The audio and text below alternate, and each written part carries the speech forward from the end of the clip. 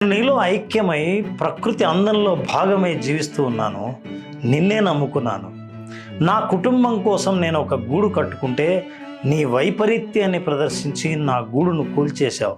నేను నీకేం అన్యాయం చేశానో అడిగిందట. అప్పుడు ప్రకృతి ఇలా సమాధానం ఇచ్చిందట. ఓ అందమైన పిట్ట, నువ్వు గూడు కట్టుకున్నావు, కానీ ఆహారం కోసం బయటికి వెళ్ళినప్పుడు ఒక త్రాచుపాము నిన్ను మింగడం కోసం నీ గూట్లో చుట్టుకుని కూర్చొని కాచుకుని ఉంది. ఆ ప్రమాదం నుంచి నీ ప్రాణాలు కాపాడడం కోసమే నేను తుఫాన్ను సృష్టించి నీ గూడును కూలదోశాను.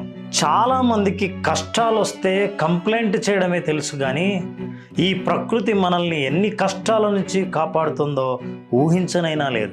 జీవితాన్ని ఇచ్చిన ఈ ప్రకృతి కష్టాలను ఇచ్చినప్పుడు కష్టాలను గట్టెక్కించే మార్గం కూడా చూపుతుందని మాత్రం మర్చిపోకండి. ఈ నమ్మకమే మన బలం.